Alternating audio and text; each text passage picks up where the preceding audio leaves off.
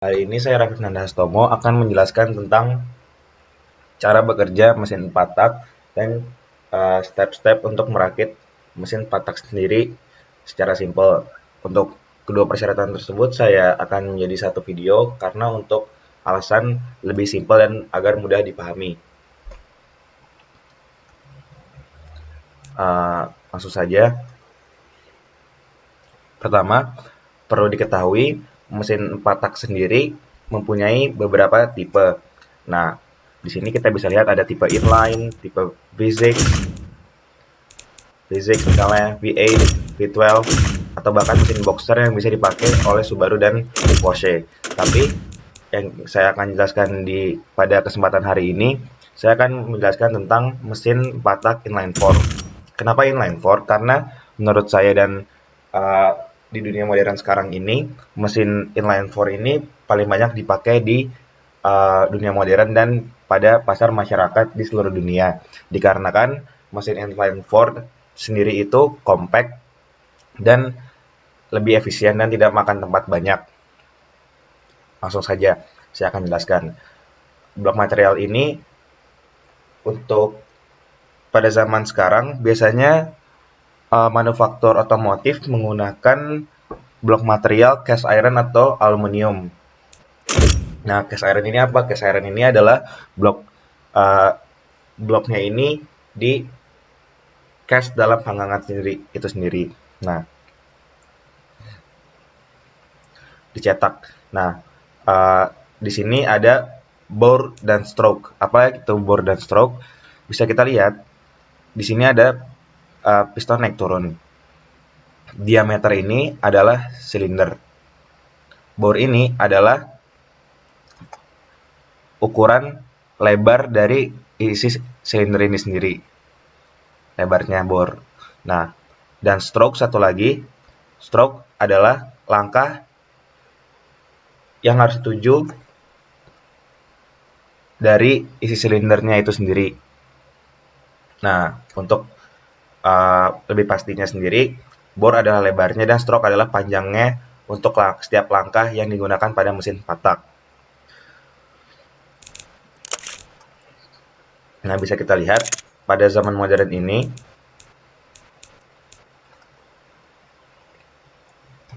kita biasa menggunakan DOHC atau Dual Overhead Cam yang berbasis 4 valve. Dikarenakan 4 valve ini bisa untuk menyalurkan 2 intake dan 2 exhaust untuk pemasukan bahan bakar dan pembuangannya sendiri. Nah, di zaman dulu atau zaman sekarang ada mobil seperti Chevrolet dan lain-lain itu masih menggunakan push rod sendiri. Bisa dilihat bedanya. Overhead cam. Overhead cam ini adalah SOHC, kebalikan dari DOHC. Bisa dilihat dari jumlah camnya ini loh. Nah, ini dia. Di sini ada valve-nya itu sendiri, ada spare-nya, dan ada loop-nya sendiri. Dan di sini adalah timing dari cam-nya itu sendiri, timing gear-nya.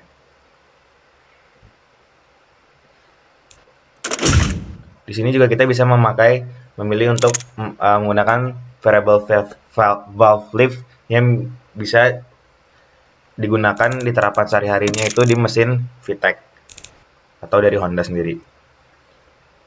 Nah, untuk merakit mesin sendiri biasanya kita dimulai dari crankshaft-nya itu, dari poros engkol di sini nih.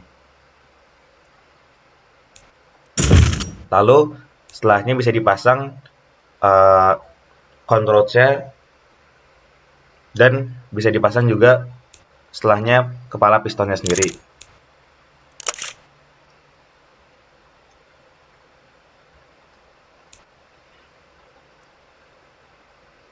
Nah, di sini saya akan menjelaskan tentang kompresi, rasio kompresi. Apa itu rasio kompresi?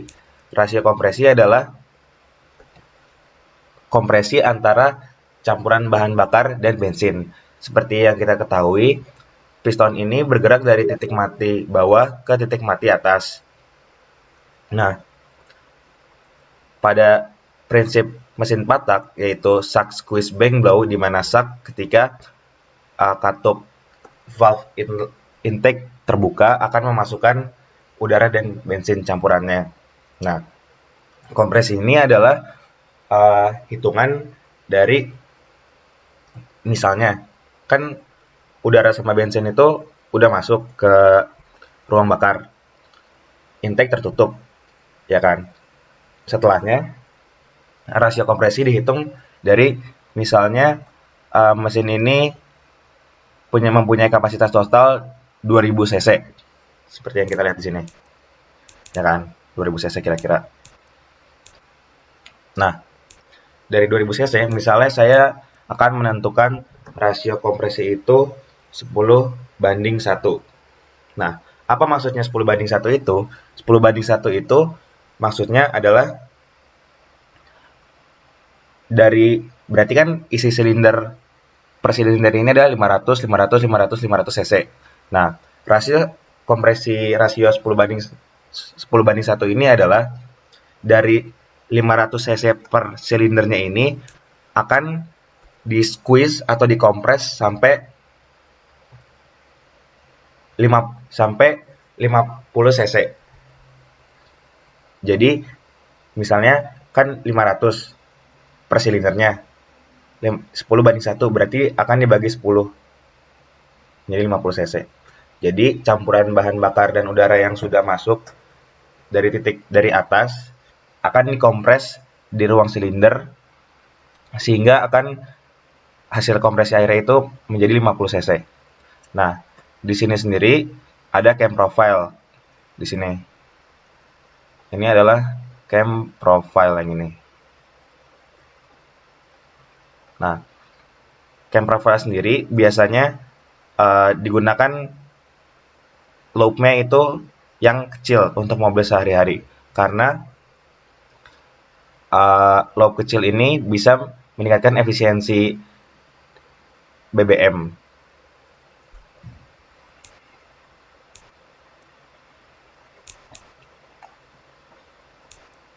Nah, di sini sendiri kita bisa lihat ada fuel system, yaitu yang seperti kita ketahui untuk konvensionalnya kita menggunakan karburator, sistem karburator. Seperti ini bisa dilihat.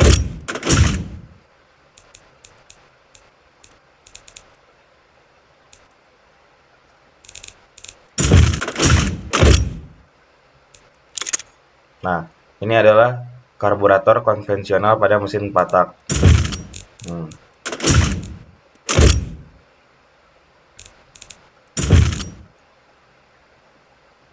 Tapi pada zaman modern ini kita sudah menggunakan multi-point injection FV, atau biasanya juga kita bisa memakai direct injection, sistem direct injection ini sendiri. Nah, saya akan menjelaskan apa bedanya MPI ini dan direct injection sendiri. Nah, untuk multi-point injection biasanya, jadi ini kan di sini ada namanya fuel rail nih ya, fuel rail. Nah, fuel rail ini mengambil bensin dari tangki bensin yang sudah dipompa oleh pompa bensinnya di mobil-mobil zaman sekarang ini. Nah, ini adalah airbox-nya. Dalamnya adalah ada filter yang akan memfilter udara, lalu masuk ke throttle body-nya. Nah, MPI ini menyemprotkan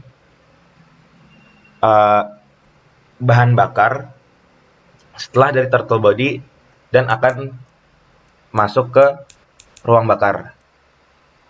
Bentar.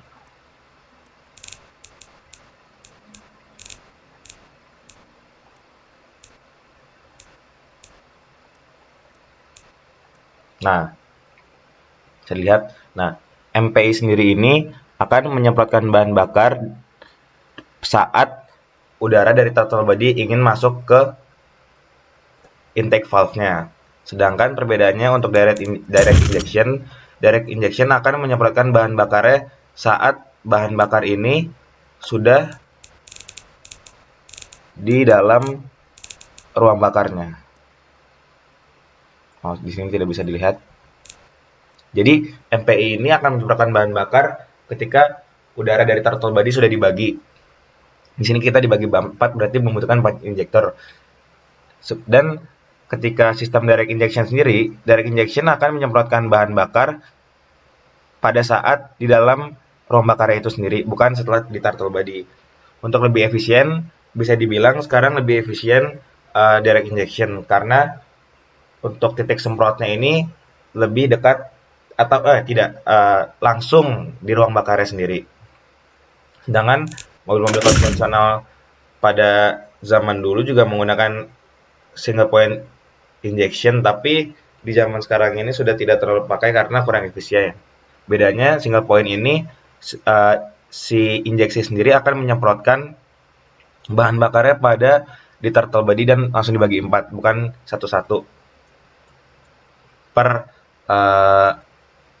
ruang bakarnya sendiri. Kita akan menggunakan di sini direct injection ya.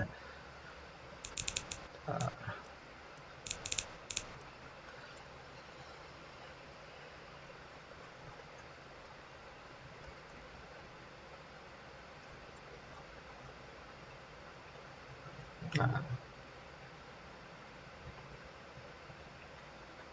di sini kita bisa lihat ada belt, ini ada alternator sendiri, ada timing beltnya, menggerakkan dari semuanya. Ini ada pulley ini digerakkan dari crankshaft ya ini. Nah, di sini adalah tipe bensin yang akan digunakan. Biasanya mobil-mobil pada zaman sekarang menggunakan RON 92 atau 91 juga bisa. Selanjutnya saya akan menjelaskan tentang fuel mixture-nya. Nah, apa ini fuel mixture ini sendiri? Nah, fuel mixture ini adalah rasio dari campuran bahan bakar dan udara. Biasanya untuk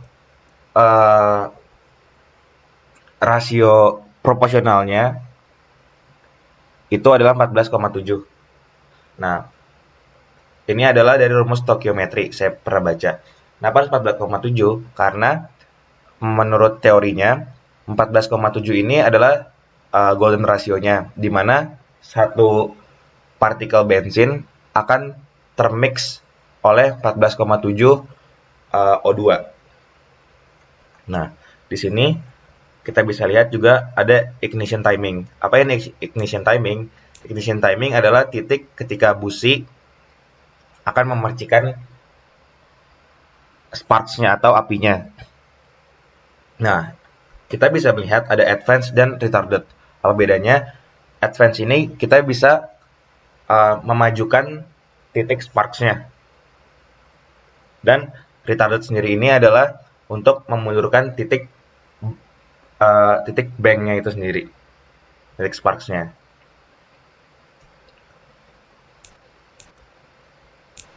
Nah, dari ruang bakar sendiri tadi akan langsung lari ke knalpot. Nah, ini dia. Bisa dilihat dari sini.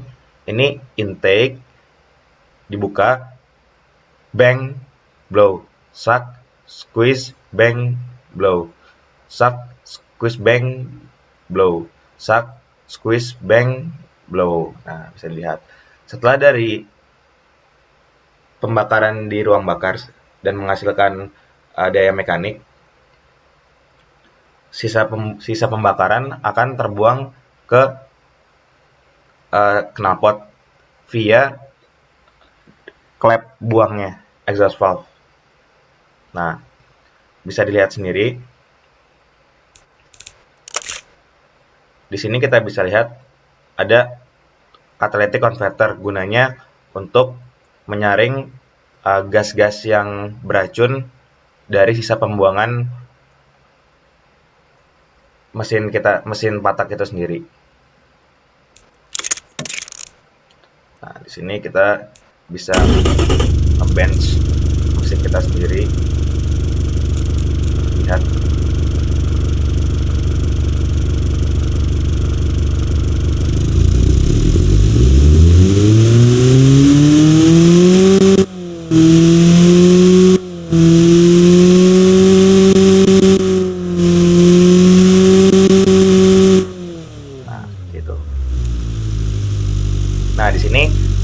kita bisa lihat ada torsi dan horsepower.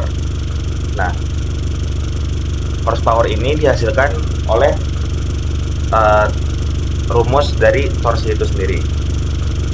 Nah, rumusnya itu adalah kalau tidak salah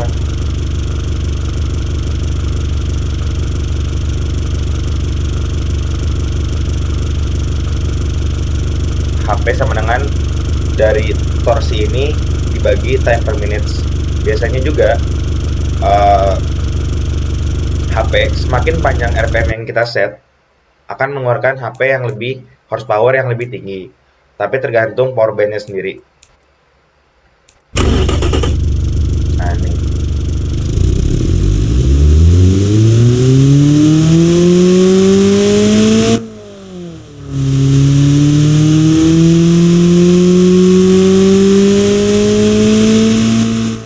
Nah, dari power band ini sendiri, ini kan agak bengkok ya power bandnya. Nah, sebenarnya power band ini kita bisa akalkan, kita bisa perbaiki dengan yang namanya variable valve timing dan variable valve lift itu sendiri. Nih, valve lift itu sendiri. Bisa kita lihat ya, yang tadinya untuk power bandnya agak turun karena kita bisa memakai variable valve timing dan VVL lift-nya itu sendiri, kita bisa atur power band dari mesin ini. Bisa kita lihat. Nah, dari cam-nya juga kita bisa atur. Semakin tinggi cam-nya, semakin boros dan akan efektif di RPM atas. Dan semakin kecil cam profile-nya, loop-nya itu akan semakin efektif di putaran bawah, tetapi pada putaran atas tenaganya itu kurang nendang, kurang masuk gitu. Nah, di sini kita bisa lihat oktan yang digunakan berapa. Nah, untuk mengukur oktan ini sendiri yang mempengaruhi faktor-faktornya adalah semakin tinggi rasio kompresi, bisa kita lihat di sini ya, itu akan membutuhkan oktan yang lebih tinggi karena bensin sendiri harus bisa menghadapi pressure yang terbuat dari proses kompresi itu sendiri. Misalnya ketika kita akan menaikkan ke oktan 95 deh, misalnya 95. Nah, di sini saya dapat rasio kompresi 11,8 banding 1. Nah, rasio kompresi ini juga jarang terjadi di mobil-mobil modern kecuali pada mobil Mazda yang menggunakan teknologi Skyactiv-nya. Tapi pada mobil konvensional biasa, biasanya rasio kompresi hanya mentok di 10 banding 5 atau 11. Nah, bisa kita lihat di sini mesin yang saya buat ini membutuhkan oktan minimal 95. Ketika saya melebihi ambang itu sendiri, akan terjadi knocking. Nah, knocking ini adalah fenomena ketika bensin yang dikompres sudah terbakar duluan karena tekanan dari kompresi itu sendiri sebelum dibakar oleh busi. Nah, knocking ini harus dihindari karena bisa merusak mesin dan dinding-dinding silinder yang akan membawa lama-lama mungkin power mobil akan menjadi hilang dan akan mengalami keretakan. Jadi saya akan gunakan mungkin rasio kompresi 10 saja, 11. Nah, satu lagi faktornya yang mempengaruhi untuk oktan ini sendiri adalah fuel mixture-nya. Nah, saya akan menjelaskan ada rich dan lean. Apa itu rich dan lean? Tadi kan untuk rumus stokiometrinya sendiri itu 14,7 optimalnya idealnya. Tetapi karena di mesin patak ini banyak faktor, jadi ada variabel-variabel lain yang bisa dipertimbangkan. Nah, rich ini bahasa Indonesianya biasanya basah, lean ini artinya kering. Nah, sistem Batak ini Untuk zaman sekarang bisa diatur pengeluaran bensinnya ini dari ECU-nya, bisa diprogram. Mungkin via remap atau piggyback. Untuk karburator langsung bisa saja disetting di spuyernya atau di main jetnya itu sendiri. Sekian presentasi saya untuk video dan persyaratan untuk penugasannya. Mohon maaf jika ada kekurangan. Saya izin pamit. Assalamualaikum warahmatullahi wabarakatuh.